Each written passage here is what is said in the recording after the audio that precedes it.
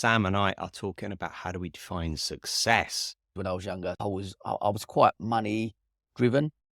I guess success was that this time next year I'm going to be a millionaire. But with my own experience, has taken me to that point where I've gone. You know what? Yeah, it's not about the financial status. We want four things generally. We want more time, more money, more intimacy or relationship, love, that space, or we want more status. I'm trying to prove something to someone else to get that external validation to make me feel like I'm needed, wanted, and important. Money is neither good nor bad. It's what we layer onto it.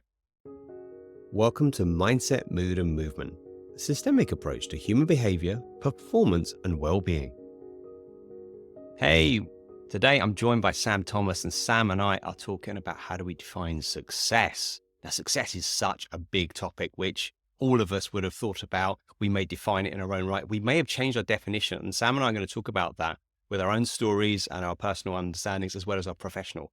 Now, Sam's a bit of a superstar. He's got his own podcast. He's got a magazine. He's got an events business. I mean, he literally wears different hats and he's called different hats. So it kind of sums up nicely. So Sam, welcome to the pod, mate. Really good to see you. How are you doing today? Mate, awesome. Listen, strange to be on the other side of the mic, right? But yeah, look, real honour to be on. Obviously a fan of your podcast and listen. So yeah, I know we've caught up recently and yeah, it's been a real honour to come on, mate. So yeah. Lovely. Buzzing to dive into it, yeah? Cool. Thank you, Sam. I really appreciate you being here. Okay, cool. So Sam and I, we want to talk about success. Now, success is, Sam and I are both business people, so we have a business lens, but then, we're also men, we're humans, we're people. So success needs a real definition. And for me, Sam and I were talking recently, we want to really bring this conversation because in some ways it needs looking at closely. Because if we go up a pathway of success that isn't the right one, then you're going to be in a very, let's say, disappointed state at the end of that pathway. But Sam, let's tuck in. Where would you define success? And I'm curious to know where you might have defined success in an earlier part in your life. What would you say success when you were in your 20s, perhaps, when you're getting started in business? I guess look, my definition of success back then would have been I watched a lot of Only Fools and Horses when I was younger, so I was quite money driven. I guess success was that this time next year I'm going to be a millionaire. Certainly when I started on my business journey, like in my late 20s, I think that was certainly for me, that was my measure of success. I thought, if I built a business and grew it, I wanted the Lamborghini, I wanted the big house in the country. I felt like that would be what would define me as a successful businessman. And once I've achieved that, then I could sit back and go, yeah, you know what, I've made it and I've done that. And I think that's actually in society we measure, still certainly within business, we still measure the metric in which we measure success is based on someone's financial status. Whatever way we look at it, that is where we live in our society. I think for me, the narrative's changed a lot over the years. One, from the many amazing conversations I've had on the podcast trying to define what this means, but with my own experience has taken me to that point where I've gone, you know what, yeah, it's not about the financial status. Really. Okay, cool. Yeah, we'll get into that. I was similar. I remember leaving school and I grew up born in the 70s, grew up in the 80s, and it was money time, right? It was Thatcherism. It was all about let's go get it. Yeah. And I wanted to work in advertising, and I was the only one out of my school lot who got into advertising. So it was the cool industry. It was all very, Instagram, right? As it is now. It's very show. And I loved it. It was creative and it's fun. But yeah, there was this whole thing about success being a very financially driven thing. You earn more money, have a nice car, buy a house. It was this, these kind of seals and markers of success, symbolism, right? That's what it is. It's a status journey. Absolutely. And I think we're still there, unfortunately. I still look at it and there's still these societal milestones that we need to hit where you go, right, okay, by the time I need to have a partner, I need to have settled down, have kids, have my house, mortgage, pay that off by a certain time, ready to retire here, pension in place, and all of these milestones. And then we go through life and we realise actually, well, what happens when you don't hit some of those milestones? Where does that leave you? And especially, I guess, as men, I guess we look at that as potentially as a failure if I haven't hit those. And I think that's where that narrative needs to change within society as a whole, I think. Yeah, absolutely. And of course, that's what we're going to talk about today and we'll get into your experience of a shift point, which you and I have shared.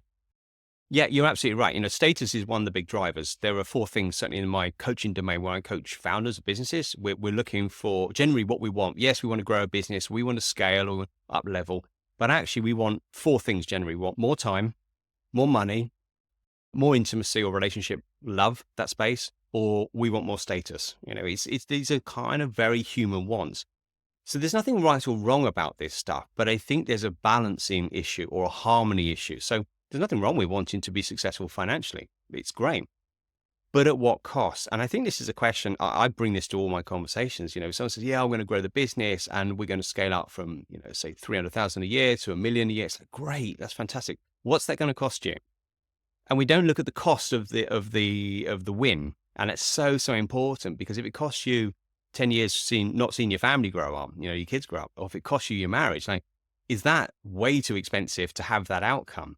So I think when we look at it in a wider perspective, it starts to, we ratify a bit more. We can check it and go, well, is this what I really want? And it really strikes me, Sam, it's in my mature years now as an elder, even though I still feel very young, this whole thing around like, whose choice is this? I did a pod on this recently, and it's something I bring to my own question. It's a very philosophical idea, but who's choosing this So living? So if you want to, have a very nice car, have success financially, and all these status markers, who's choosing that? So we might say, yeah, of course I'm choosing it. I want to be rich or I want to be successful, but who is actually choosing that? And I think such an important question to get into when we're defining our own version of success, because if we don't stop and think, it will be society's choice or your dad's choice or, your neighbors or generally your peer group. So actually that's, I think, a really important point to bring to it. Start thinking about who's actually choosing this definition. I love that. I really love that. And it's something I've looked at a lot myself. I think it's that, look, we live in a society with social media, and we almost crave external validation. Why is that? Why do we crave that? And is it, who are we trying to prove something to? This is the thing, when we're on this, certainly for me, on that journey to what I felt was successful, and I'm going to build this. And why was it? Because of my peer group. I wanted to be the one who's made lots of money and done well. I wanted to say to my mum and dad, look, I have done this. I've been successful. I'm trying to prove something to someone else to get that external validation to make me feel like I'm needed, wanted, and important. And like I say, when you're focused on that one element, it's not a great outcome. Personally, I believe if you're just focused on purely on that outcome, and it's actually, you got to look more within yourself to find out. Because believe me, I think whatever we do in life externally, we're never gonna, unless we know who we are right in here, unless we're comfortable in our own skin and who we are as individuals, any amount of money or fame, success, whatever that looks like, it's never gonna make you happy. It's got to come from here, right? Yeah, absolutely. And I think this is one of the issues with our world. Many people would say that humans have an issue because we look outwards onto the world. We literally look out, but actually it's an inside out world. You can get something like a successful, say you hit a financial marker, say you want to earn 100,000, you make that marker and it feels great. But the distinction here is not the money or the number, it's arbitrary. It's a figure. It's the meaning we make from that figure and the feeling. So if that meaning is like, hey, I've done really well, worked really hard and I feel great, that can be just as meaningful at 10,000 or 100,000 or 100 million. So the feeling is the feeling within in your neurobiological, psychological system. And I think you hit on something really important here, because who are we doing this for? And particularly, as we said, you and I have spoken already around this subject. Well, if you want to be successful in business, one of the markers of success in business is money, right? You've got to have a turnover. You've got to have a good turnover so that you can pay staff and resource the business and make an impact in the world. There's good things we can do with money. Money is neither good nor bad. It's what we layer onto it. So what we do with it and how we see it, I think, is really important. But you're right. That whole, like, who am I trying to prove or what am I trying to prove, again, comes back to that question, right? What is it I really want? And I think what I found, I know when I chased I had a really successful career as a photographer, and I started from zero. I mean, literally, I couldn't even use a camera. I was absolutely rubbish. But I decided in my mind, I'd left the ad world and I wanted to become a photographer. I knew about the business, but I'd never shot any camera work, anything at all. So trained myself, did a bit of college work. It took a good few years to get going, but when I did, I got successful with it.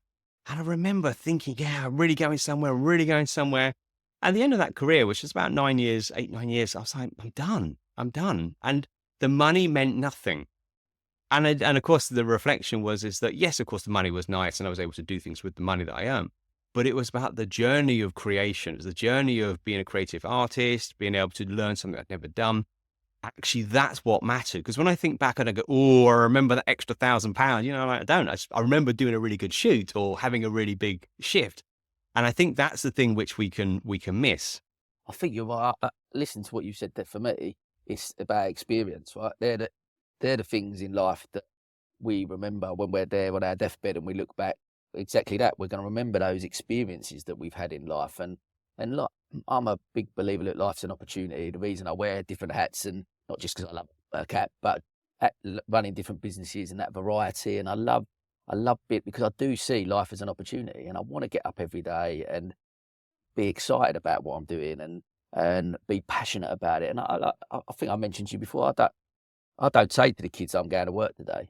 I say to the kids, oh, Daddy's going to do a podcast today. Daddy's going to host an event today. And they see how excited I am about that. And they will hopefully, if I'm teaching them something, that they go, so they get up and they go, oh, what are you doing today, Daddy? I might be going out and hosting an event in front of 150 people. I might be hosting a podcast. I might be going up to the Amex and running a tournament for 160, but all various different things. They see me doing them things, and I'm hoping that that's teaching them to just whatever they do, whether it's going and cleaning the streets, I don't care, as long as they're happy and they're passionate about it. And that, back to what your point, I guess, about experience, just trying to fill your life up with just amazing experiences that we can look back on, and none of them things I say, but money's a byproduct of those things. I think that's where, and I often, sometimes when I talk about it or bridge about it, it's almost like I think money's a bad thing, and I don't. I think I'm questioning my own journey, question my relationship with money maybe, and why that is, and I'm trying to delve into that a little bit more. I'm still on a journey with that, but I think it's people's relationship with money, their upbringing, and what that looks like, and why that's important. I don't. It's not a bad thing, and like you say, if you're doing things that you're passionate about and you love, and money is a good byproduct of that, generating additional wealth, financial wealth around it, hopefully enables you to do that more and that impact more people in the world. And I think that's the sort of part where I'm trying to get to at the moment, I think. Yeah, yeah, and I think it needs naming. I've worked with some great coaches and therapists over the years from my own work, and of course now I do all my work is coaching and really getting into the mind of experience. And, I worked with a coach once, and I was saying about money. He was like, no, money is important, right? You need to have respect for money. It's a medium that we need in the world. If we get indifferent about it, oh, it's a matter. It's like, no, it does matter. It makes a difference. You can, feed your family, you can buy a house, you can do things in the environment, you can make an impact. It's the how and the what you do with them. And there's a different way. So we're coming back to, again, it's our way we see it and the way we deal with it is completely different. Because if we come from a place of lack, and I've coached some really interesting people who have very high net worth, and they've said to me like, God, I just made got another business off the ground. I'm like, so you got 3 houses already, and you got a family, you've done really successfully. What are you really chasing? And of course, in the privacy of a coaching space, it's like, well, I'm trying to fill a hole. The hole's on the inside. So this is where actually sometimes it's really good to go into that dark space and feel that hole. Hey, right? That's what good therapy or good coaching will help you understand that space and then do good things in the world. And that brings me on a nice segue, Sam, because I think you shared a little story with me, didn't you, about having a bit of an epiphany moment when things weren't going well for you. Are you happy to talk about that to some degree? Yeah, mate, absolutely. Yeah, I think we've just established my business journey. Started in my late 20s and all through my 30s and up to 40s. I was driven. I'm very ambitious. I was going to take over the world. I was going to be a multi-millionaire, and that was my driver. And I was running a couple of businesses at the time, and I'm going back. I'm 45 now, so I'm going back 5 years, just before I turned 40. And that was the turning point for me, because I got again back to where I felt I needed to be and what society had told me where I should be. I wasn't anywhere near that. I was the furthest away from being a millionaire than you could imagine. And I just felt like a complete failure. That's the honest truth. My milestones I was measuring. I was saying, I haven't hit that. I haven't hit that. As a man, I've failed at that. I've just let my family down, myself down.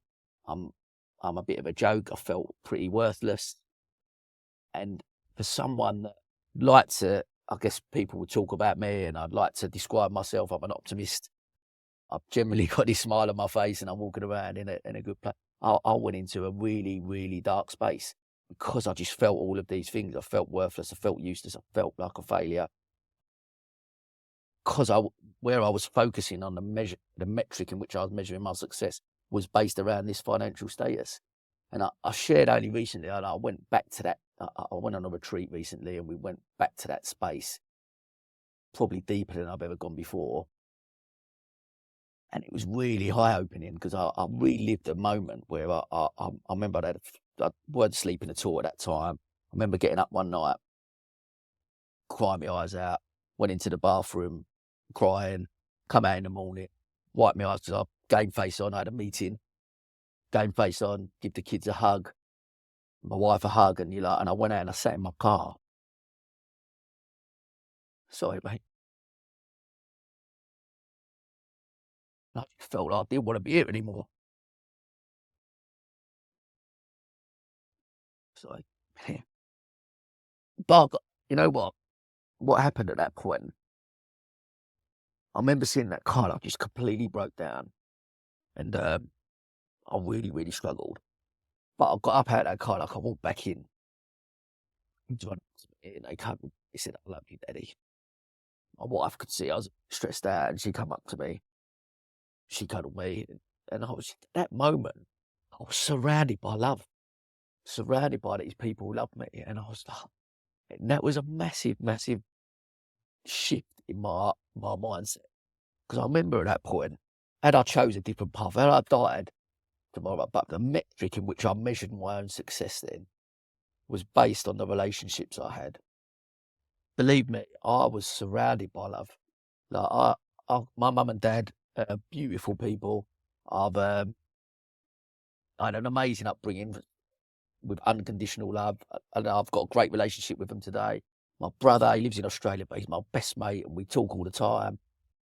I had friends who I've grown up with who they'd walk over hot coals for me, and I'd do the same for them. I've got friends within the business community this community that I built in Brighton in the last 8 years or whatever at that time. I could look round, I could pull on any one of them and say, I'm struggling, I need a bit of blimey.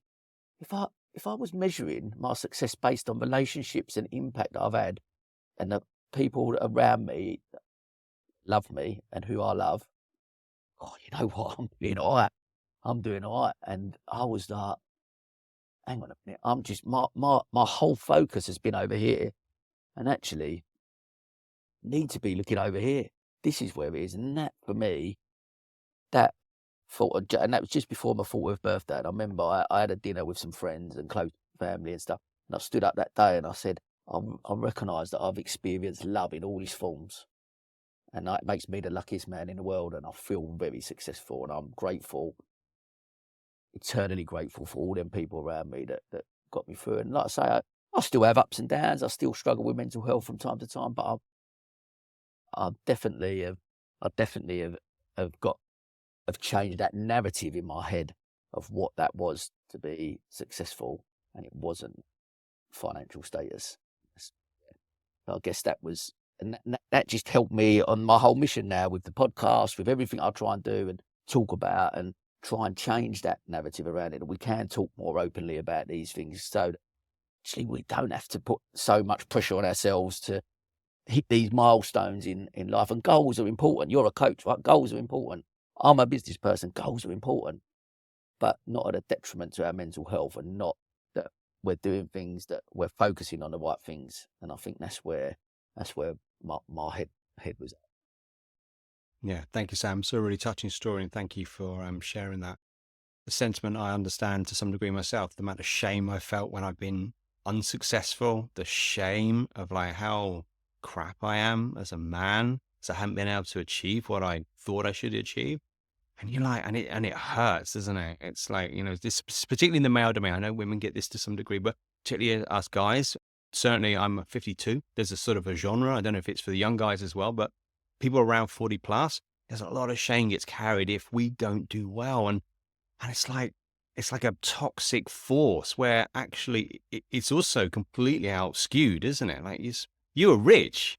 If you got a family, you got people who love you. I mean, that's one, who doesn't want that? I mean, that's amazing. But you're right. It shows you, doesn't it, the power of when our attention's on one thing and maybe completely skewed. We don't see, like, you don't see your kids, you don't see your other half, mum and dad and so forth. So it's a powerful story, Sam, and thank you for sharing that. And, Oh, mate, I resonate with that feeling, man. thank you. Yeah, thank you, mate. Yeah, look, it's really strange, isn't it? Because I've spoke about it. I spoke about this quite a lot over since that happened, like 5 years, and it's only been since I went on that retreat recently, and it unlocked. I think I've relived that moment I've just shared with you. That day of sitting in the car, I hadn't gone back there until that time. Although I talk about it, I said I always, and I'm not blasé, but I talk about it in like about mental health, and I talk about me being in a dark space, and I was low, and the reasons why, etc. And but I hadn't relived that moment, and reliving that moment recently.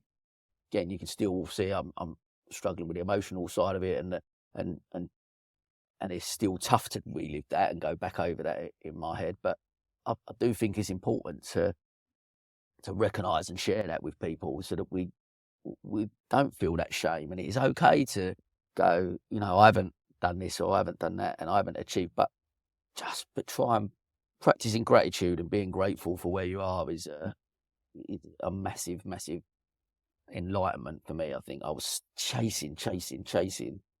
No, really, I always say to people, "Oh, I'm going to get there." Didn't even know what I was trying to get to. You know what I mean? I don't know what that destination was, but trying to go. I'm still on a journey. I'm probably more ambitious now than I was back then, but slightly different reasons. I believe that I'm trying to, like you say, live right in the moment now and be where I am. And I'm still guilty with it. I'm still battling with that. I still struggle with that in my relationship or with my wife, with the kids. Am I present? Am I there with them all the time? And I know that I'm trying to get to a point in my life where I try and do the best I can with what I've got on that day. And for me, if some days I'm going to be a much better father than I am a businessman. And I'd have been to the sports day, I'd have picked him up from school, I'd have done a couple of hours work, and that's fine. And the business might not move forward that much that day. The other days that I'm up at 7 o'clock and I'm hosting an event, and I'll do stuff all through the day, record a podcast, do this, and I might not go home till 11 o'clock. So I've not probably been a great dad that day, but I've been a better businessman. And I'm just, with whatever's in front of me that day, just try and go to bed at night, be grateful for where I am, and go, you know what? And still that I don't get right every day, but I'm on a journey to try it. Yeah, I hear you. If it's okay, I'd like to ask, and again, with your permission, but that 40-year-old Sam who was at that really dark point, have you reflected on the meaning? So the meaning about what that point was. How did you get to the point like, I don't want to be here anymore? What did the money or the lack of money or lack of success mean? I think it was just for someone. I don't think I was clear on exactly who I was. No, I was going to be a professional footballer when I was younger. That was it, and had a few trials, never quite made it. And you go, no, I had a great career at football, in like semi-professionally, and never. I still had to work because it was just but I loved it. It was my life. I never when I got to a point at 16, 18, I couldn't become a professional footballer. I didn't know what direction I was going to go in. I didn't know where I was going to be and who I was.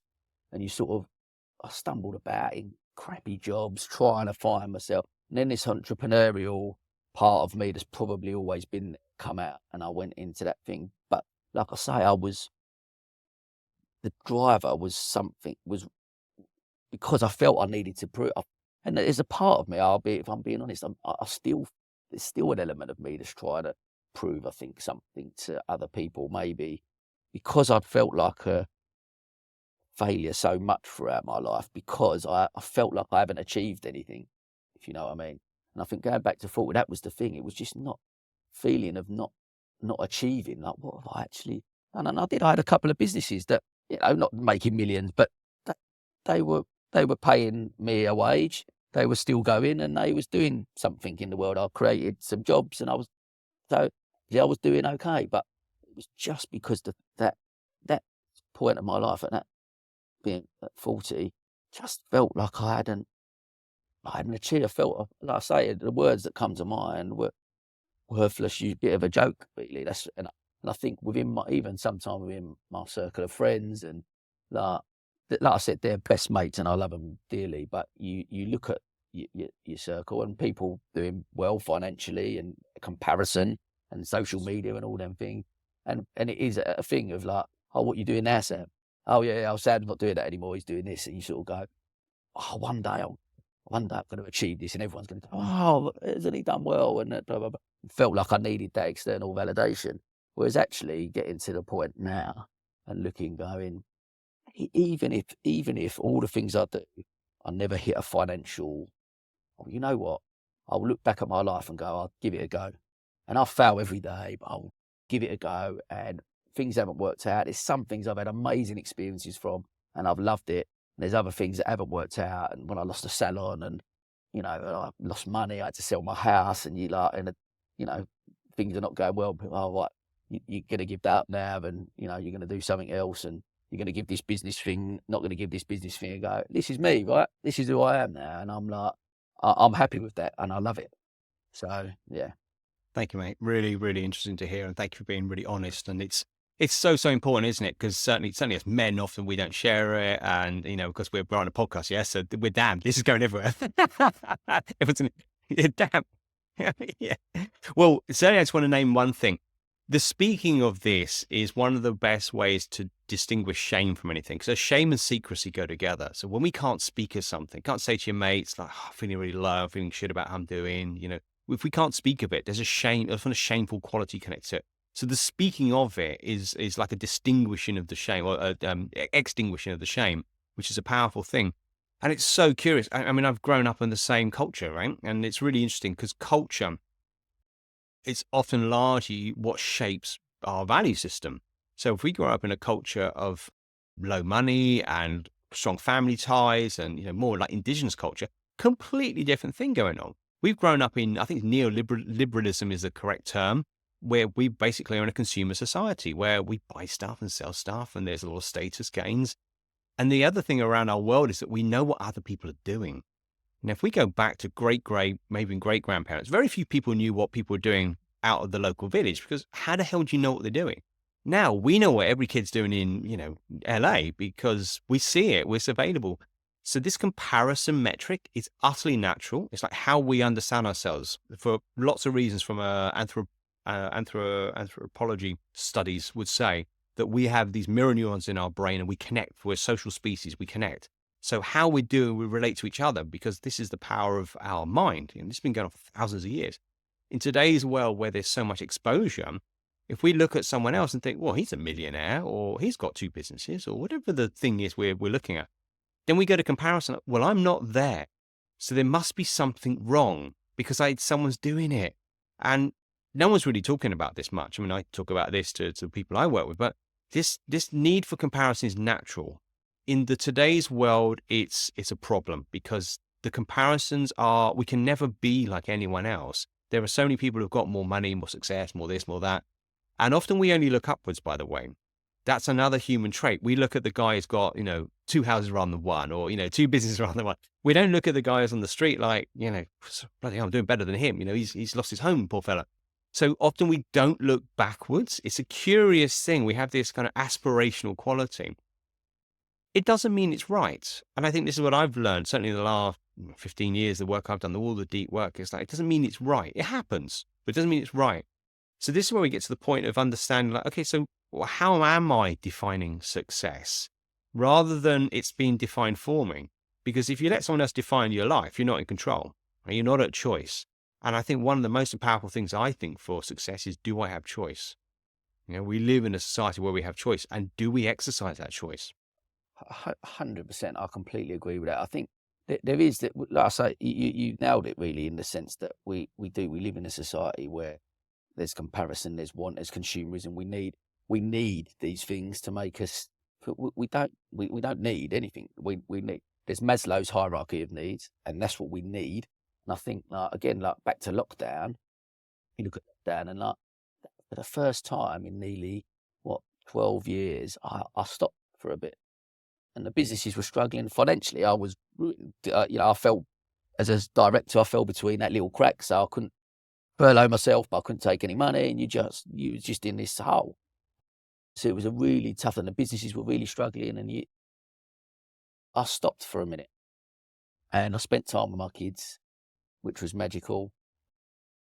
Me and my wife, prior to lockdown, were having counselling, and I felt like coming into lockdown would have been the end of us. I was like, but it probably saved our marriage, because we ended up having time together when you spend time. But what you recognise at that point was, I remember saying to her, I said, all the stuff outside. If we was millionaires now, we'd just be sitting in a bigger house doing exactly the same thing, surrounded by the people we've got here. We'd have a Ferrari sitting on the driveway that we couldn't drive anyway, because you can't go out. What do you need in life? And you don't. I know we sort of jested the other day, and I spoke about, managed to get myself a little beach hut recently, and you go, I'll go for my swim in the morning, sit in that beach hut and have a coffee, and you go, little pinch me moments where you just go, wow, like this is magical, right? And just being in that moment and recognizing the things that you've got around you. We don't need. We're put into sight. We're programmed, and algorithms and all these things come into us that we need. And look, like you said, look at this person. And if you're not running a business and you've got 6 businesses on the side because you're running this hustle culture, then you're a failure. Like, we've all got 24 hours in a day, all of these things. And I'm one of these that maybe people see that and go, how do you do all them things? But I'm still mindful of the fact that kind of go, I'm doing everything because that's part of who I am. I love doing lots of things. I'm not trying to, I don't feel like I'm trying to prove, just love having that variety, So, but we do live in that society. Just, it's being true to who we are, right? Being true to yourself is the key. Absolutely. One of the big things that I do with my coaching work, which I've done in my own journey and I continue to do, you're never done, by the way. That's the thing, right? It's continued evolution, like a spiral that just goes up and gets better. But one of the things I've found that's really, really important is to understand, like, where am I at? What am I doing today? Because so much of our mind is an ability to go back and forth in the past, in the future. We have these kind of processing our language patterns, I think it's called discursive language, which means we can think about what we thought yesterday about tomorrow. It's like we can be time travelers, and yet nothing can be experienced other than the present. Great masters from the East have always told us this, like, the future that you want is an idea in your head. So actually, and here's another idea that's I like to sit with, is that we live in the future right now. Like, you and I are in our own future. We're in the future of Sal and Sam from 10 years ago. We met 10 years ago and said, I'll see you in 10. I wonder what that's going to be like. We actually now live in that future, which no one thinks about. But the only experience we can have is in the present. Now, that doesn't mean you shouldn't plan for things. Of course we should, because, we know we're going to go somewhere. We're going to get older. We're going to do things, but not at the expense of. So it's with, not of.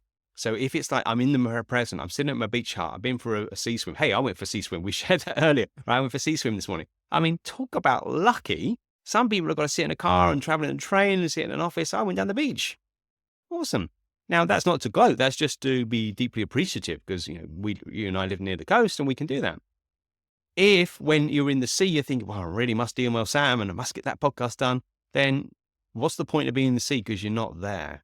And I think this is one of the things, certainly, I've learned for the privilege of doing a lot of yoga work, Advaita Vedanta, this sort of idea of ancient philosophy that everything is non-duality. It takes daily practice. You don't go, oh yeah, I understand this, and it just becomes, it's a daily practice. But everything happens in the moment. So I think if we can anchor into that space, that's where the true success is. Can we be here, as opposed to in a conceptual world about what I might get when I've got an extra few quid in the bank?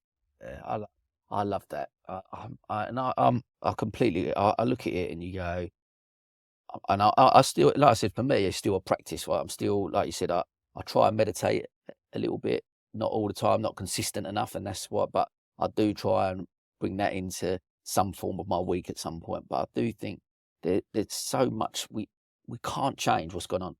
We can worry, like we worry so much sometimes about about the past and what's happened, and beat yourself up about those things. Like you said, we don't know what the future's going to hold. None of us know what tomorrow. I got knocked over by a bike this morning. That could have been a completely different thing, and you know what, might have been a tragic thing. Do you know what I mean? But it's just a cycle, but you go. None of us know what's going to happen tomorrow. So all we know is what's happening right now, and like you said, it doesn't mean by talking like this doesn't mean we're going. Don't plan. Don't have ambition. Don't try and shape what future you'd like to have. But not. I love the way you constantly say it, but not the expense of, not at the cost of giving up. But even when me and you talked and had that coffee, and just from the conversation today, like that really resonates with me, and I love just reframing it like that. How you do is spot on. I love that. Thank you. Yeah, and really what we're talking about here is a worldview shift. So you and I we've had a worldview. You and I grew up as young boys, young men, and we had the worldview and our own life stories. But the worldview isn't fixed. So the worldview, which is a whole host of beliefs and values and expectations and all these things, that's subject to change. COVID was one of the things that showed us that we can change in any moment given the conditions. If the conditions change, we can change. So my invitation is always like, can we choose our own worldview? Can we shift that? Now, there's some really interesting stuff. I'll give you a bit of science here. There's a part of our brain called the reticular activating system. It's roughly there, brainstemmy area. And this RAS, is abbreviated as, is pretty much where our brain gets our focus point. So if we are in a state of, I need to earn a lot of money, or I've got to have more success, and as we said, and that's at the expense of paying attention to family or your health or something like that, then the reticular activating system focuses on what's important, right? What you believe is important. So if that's making more money, then that's what you focus on. Or if you focus on the lack of money, is what you focus on. And it's also been shown, it's been the conduit between the conscious and the subconscious aspect of our mind. So where we put our attention, just, some brain science here, says really that's what's going to shape out through our perceptions and our actions and our choices. So this is what I talk about when we get into a certain way of being. So plan for the future. Yes, you might want to have 100,000 turnover next year. Fine, great. What does that look like? What's behind that? I want to make an impact in the world. I want to do this. I want to do that. Great, all good. But if you come from a place of I'm coming from the place of I'm already there, not the money, but I've already got the experience of being, say, an impactful business person. You're making impacts in the world and you simply get paid a certain amount of money for that impact, and that's fine. If you come from that space, you are already in an alignment with them, as opposed to when I get there, it's I'll be happy when, yeah? Hedonic treadmill, it's called in psychology. It's basically also a proxy for I won't allow myself to be happy or fulfilled now until I get, said goal. And basically that feels like a form of punishment to me. And boy, I've punished myself many a time for not getting the goals. Literally pointless, because you're still, Sam, Sal, you're still whoever. And if we come from a place where we're going to get that outcome, we come from a place where we're going to get that experience, it's a very different thing. Now, so people listening might be like, what's he on about? It doesn't sound right. I can only be happy when I've made my successful goal. I would challenge that, because you could be fulfilled now because you are connected to that goal or connected to that outcome. And in some ways, the outcome's arbitrary because it's the experience and the growth and the creation to do that. And yes, it can be helpful to have a marker. It could be a health marker. It could be a fitness marker. It could be a financial marker. It's helpful and useful in today's world. But again, it's not at the expense of, because all you're doing then is you're delaying your life for some future experience of you. And if you can't experience you in a good way now, well, you're not going to do it in the future because it's your worldview. So we come back to this, this is great lessons from the masters of the East. Like, well, sort your worldview out today and then you're already rich. And if you earn $1 million, you're still rich and it's all good.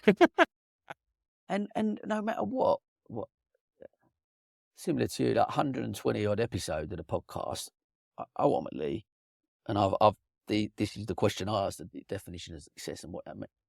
We all need a purpose, right?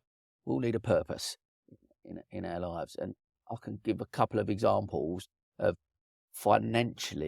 really financially wealthy people, like, so for example, Kevin Byrne, who come on. sold Checker Trade for 90 million. I shared a clip a couple of weeks back where he talks about Checker Trade and building it. The passion in this guy's voice as he's telling the story. I remember getting up and I wrote on a post-it note, I'm going to go national. I'm going to go national. And you're putting it up there and you're putting it up there. And he was just the excitement. We shifted then to the end of it. And he talks about the day he sold Checker Trade for 90 million pound. He sold Checker Trade. And he said, went home, had dinner, went to bed. As much as that money has changed my life, and it has changed my life, he said, I wish I still had what I had. And you're like, the shift there, like, because he said I went in through depression, he was in a dark space and all of them things because he'd achieved a goal. But what that highlighted for me was he enjoyed, you could tell he enjoyed that journey. He said, I loved it. I loved getting up every day and getting my stuff and building that business. I loved it. And I didn't want to sell it. He said, that's the honest, I didn't want to sell it. And I ended up selling it. And I just, if that is not highlighting that we don't delay in happiness until a point in life, I'll be, as you said, I'll be happy when. Got just another thing. I remember one from, I think it was the High Performance where he talked to, what's his name, Johnny Wilkinson, about Scott, and he describes it brilliantly because he talks openly about mental health and his depression, but his whole life was built up scoring that winning goal in the Rugby World Cup, right? And he said that height of that experience lasted for 30 seconds. And then I'm never going to achieve that again. I'm never going to achieve that high again. So all my life was built up, was training and everything built up to that one moment. And I've done it. And then you go, and then there's a deflation. So he said now he gets, because he's practiced being in the moment and just being happy right where he is right now, he will get the same joy from scoring that goal as he will from washing up, because washing up, he's in that moment and he's washing that dish and that's it, the end. And there's something so, like, for me, once that penny drops in your head, you go, okay, I think this is where I just need to be here as much as possible. Yeah, thank you, Sam. Powerful story. So interesting, isn't it? And, you know, a life changes sum of money, like 90 million. You can do so much with that, for your family, for your community. You can make an impact in the world, all sorts of things you can do with that. Or you spend it on ridiculous amounts of cars. You know, you can do dumb things with it as well. But isn't it interesting that, you know, someone's walked up the mountain, and there's a term I'm going to share in a second, but he's walked up that mountain of financial success. He's got to the top. And it's like, and the same with Johnny Wilkinson, like you said, all that training and graft and everything, all those steps and steps and steps. If you did that for 30 seconds for joy, that's a bit expensive, isn't it? Like, oh, I had 30 seconds of joy, and like, do something else, mate. But of course, what we're talking about here, I think, is the realization of when you get to a pinnacle, you know, hence the mountain analogy. You get to a pinnacle and you realize it was never about the pinnacle. It was about the ascension. It was about the overcoming, the transcending adversity. And that's what you've been through, right? Transcending adversity create depth, and you can create post-traumatic growth if you have the right experience through things around you. And a life without adversity, a life of comfort. Again, this is another problem in our current world. We're very comfortable. Everything's soft. Your chairs are soft, cars are soft. Everyone wants nice things. And that's one of the reasons why I train hard in the gym with heavy metals and pieces of steel, because it's hard and it hurts a bit. And it's very visceral and real. And it reminds me of my infallibility as a human. It's a really healthy thing. Yes, I've heard Johnny speak a lot, and he's imbued a very, again, I would call it an Eastern, but let's call it a spiritual view about being present. But I really want to caveat this. It's where are you coming from as opposed to the outcome? Because we talk about outcomes, don't we? And we talk about coaching, and it's great to have outcomes. But if you're coming from a place and you creating an outcome, they join together. If you are only trying to get an outcome, then who are you going to be at the end? Now, there's a book which I invite you to read, Sam, and obviously our dear listener as well, called Second Mountain. I've read it a couple of times. Lovely book. A guy called David Brooks. So I'll put the link in the show notes. And David Brooks talks about the first mountain being success, maybe growing a family, bringing a family up, growing a business. And you get to the top and you go, oh. And normally it's around about the age of 40. And Alan Watts used to talk about this, the philosopher. The second mountain is like, yeah, I want depth, I want purpose, I want impact, I want to learn about myself, I want a spiritual connection, something more. And then he talks about the second mountain. And I think it's a way more powerful thing, because if we're stuck at the first mountain, then Your ego's only developed to a certain stage. That's the natural ego development process. We want to go into that transcendent state and and it's great to earn money and be successful in the material with depth and infusion of purpose, infusion of presence, as opposed to, hey, look how great I am, and yet I still feel rubbish. So I need more money. I agree, and I think there's something for me. There's something in, again, from the conversation I've had and like the cliches, enjoy the journey. Life's a journey, not a destination, and I definitely buy into that. And I'm a believer. I think there's something about. I heard Dr. Vangan Chatterjee talk about it a couple of times, and there's something about actually getting to a point in your life where you align with the values that you are as an individual. You find out who that is, who that person is, who is Sam, who is Sal, what are my values, and am I getting up every day, and the things that I'm doing align with those values. So whatever my job is, because if then, for example, I'm a podcast host or an entrepreneur, and that's how people see me and define me as that person. What happens when I stop doing that? Do I become less of a person? Am I not Sam, the entrepreneur podcast guy? Who am I? When you go, my values of, integrity, honesty, vulnerability, love, all the things that I align with, am I choosing, back to your point earlier about choice, am I choosing things that align with those? And if I am, if everything I'm doing is aligned, then that's where you want to be, right? And I think that then it doesn't matter what I do in life. It doesn't matter if I never do another podcast or never run another business and I go and become a monk, or I'll go and work in Tesco's, whatever it is I decide to do. It's aligning with who I am as an individual and my values. And I feel like if I got to the end of my life and look back and I've lived a life that's true to myself and aligned with my values, I think I'll be all right with that. I agree. Yeah, I mean, it's some work I do in my coaching. First thing we do is what are your values? And if we don't know them, we go through them. Because if you live by your values, then whether you're a podcaster, an events host, coach, a shop worker, in some ways it doesn't matter because you can live that way. So I got lucky years ago. So I got into yoga, and I remember I left my photography career of, high fee earning stuff to become a yoga teacher. Was very low fee earning. The price crashed down. But the depth of experiences was amazing. And I spent my sort of early part of 40s really immersed in that world. And it was an utter privilege to be there. So I let go of the high fee earning lifestyle that I had. I went to a very low fee earning lifestyle and I found a way. What I learned from that was really about experience. That's the whole thing about a lot of the Eastern arts is about be utterly with the experience of things, whatever they are. Not wanting happiness, not wanting, just being withness. It's really shown me a lot. But there is something so important when you tune into that and you tune into your values, because if you live by your values, it doesn't matter whether you're teaching yoga, running a business, running a podcast, coaching, whatever it is, you are expressing out, whether it's freedom, integrity, all these sorts of qualities. But if you are out of alignment, that's where that uncomfortable feeling when you're on your own at 4 a.m. thinking, who am I? I feel disingenuous. That's a really important check. So yeah, I would highly recommend a values check. Now, Sam, I'm curious. So we've spoken about that.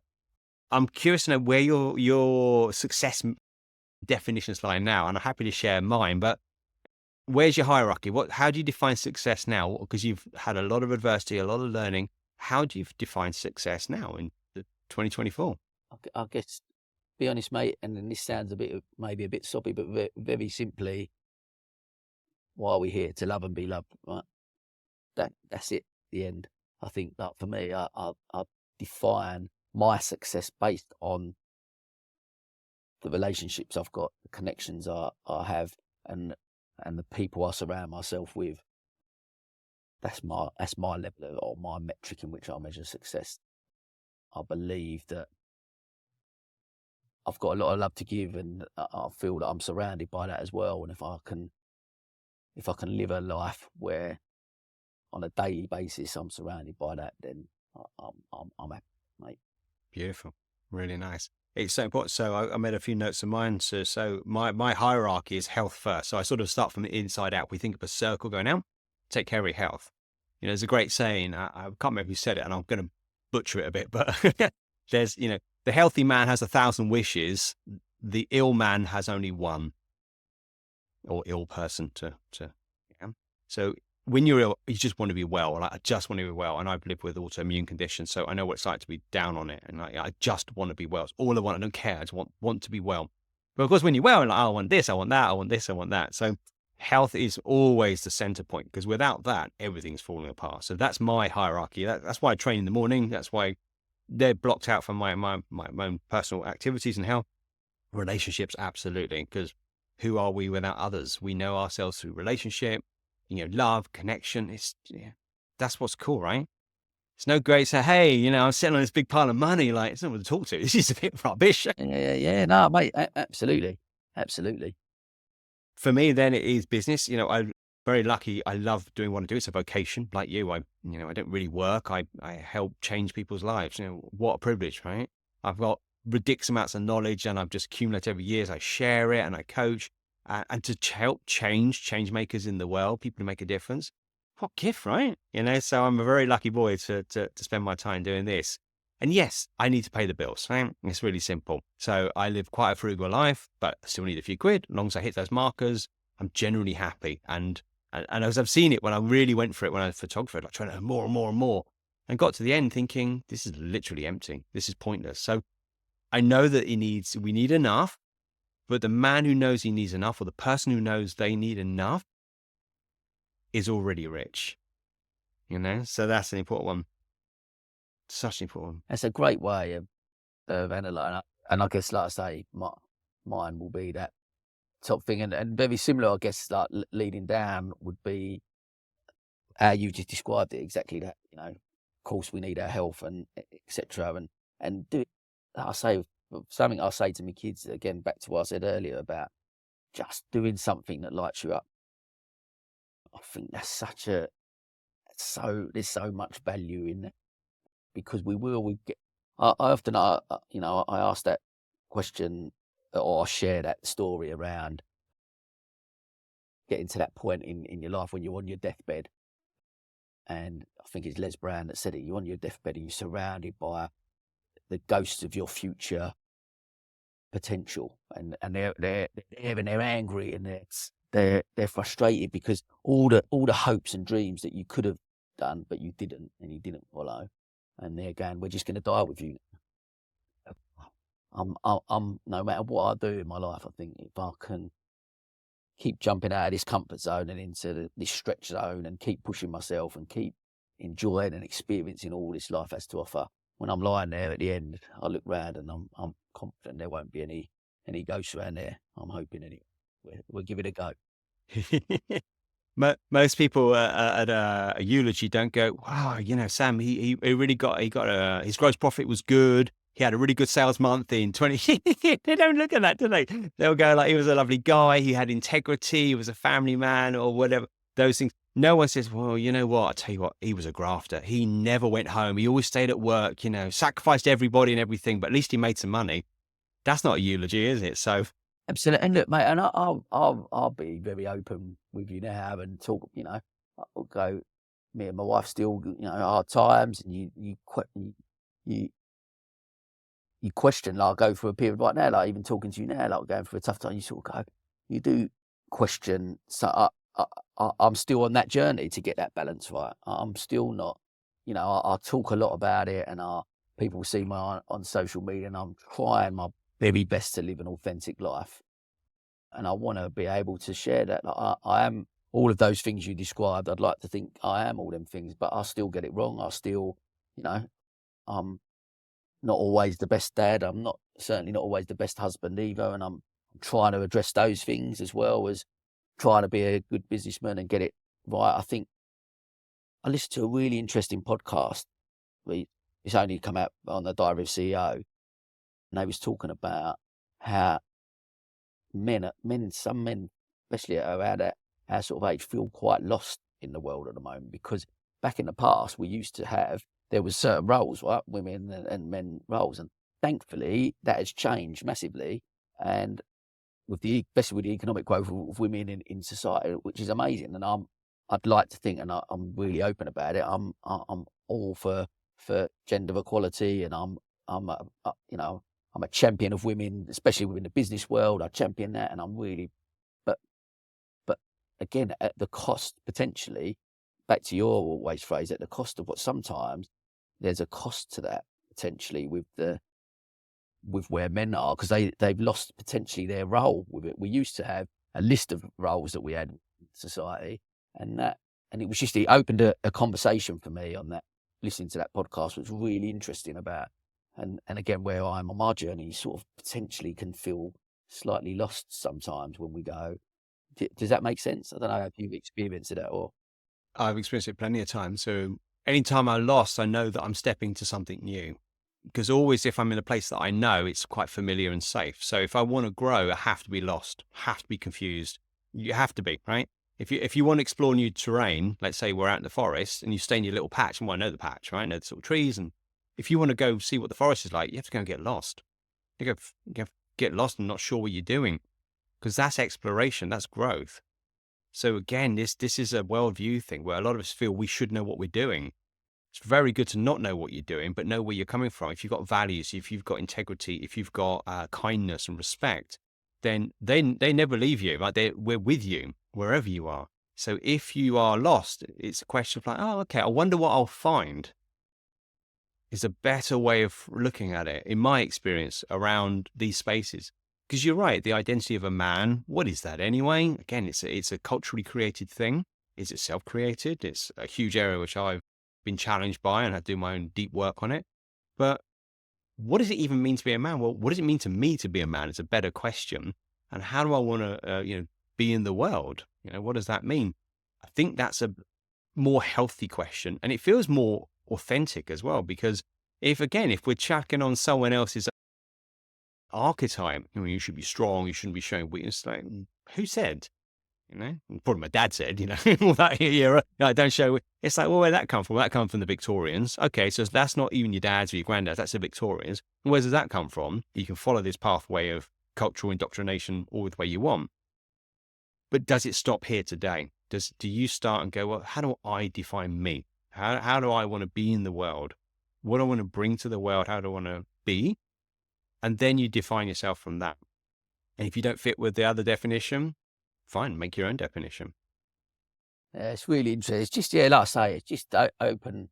Like I say, where you are, I always, again, self-reflection, you try and look and want to be the best version of myself. So you try and, but yeah, you sometimes get to points and challenges, again, back to challenges that we face in life, and things are put in front of us and how we navigate that.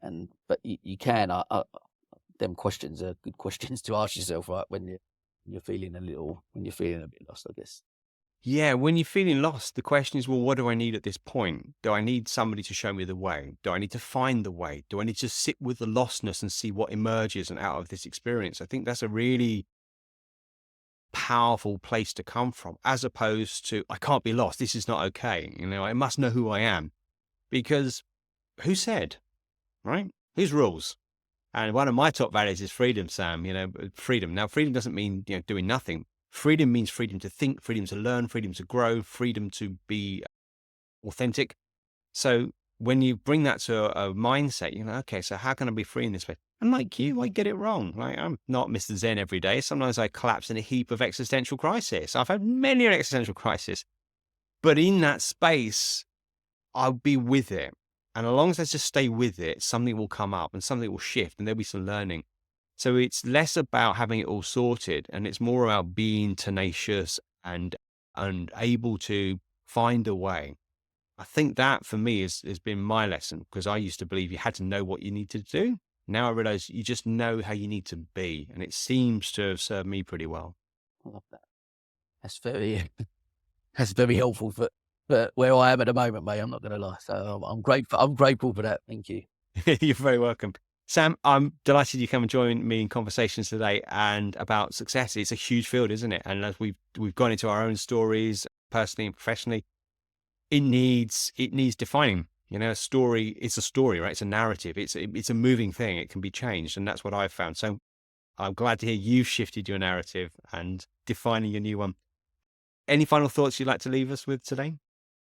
Look, Mate, really just genuinely grateful for your time, and it's been such a joy to get to know you a little bit more over the last sort of month or so, and I'm really grateful for giving me the opportunity to come on and talk. I guess for me, just with there's one thing I've learned from, I guess, my podcast and speaking to people about this specific subject is that success is different for everyone, right? But so find what your definition of it is, and don't allow don't compare yourself to other people, and allow society's definition of success to be your one. Just find out what it is for you, and then be okay with that. So I think that'd be what I'd leave people with, I guess. Beautifully said. Yeah. I'd say come from the inside out. Yeah. Know your values, know who you are. If you don't know who you are, play around with finding who you are and keep defining who you are. It's an evolving thing, and come from that inside out place, because that's where the magic happens, and that's where we have all experience, right? Absolutely. Whatever success you have to experience in turn your inner world. So take care of the inner world, and that will take care of the outer world. So Sam, it's been an absolute joy. Really delighted to have you on, mate. Thank you so much for your time. Dear listener, I hope, as always, I recommend taking show notes, looking at this, rewind it, replaying it. There's gold here. So I hope you're able to implement some of it and make it yours. Until the next time, take care. Cheers. Thank you so much for listening. If you enjoyed the episode, please subscribe. And if a friend would benefit from hearing this, do send it on to them as well. If you would like to get in touch yourself, then you can go to my website, which is saljeffreys.com, spelled SALJEFFERIES, saljeffreys.com. Hit the Get in Touch link, and there you can send me a direct message. If you'd like to go one step further and learn whether coaching can help you overcome a challenge or a block in your life, then do reach out, and I offer a call where we can discuss how this may be able to help you. Until the next time, take care.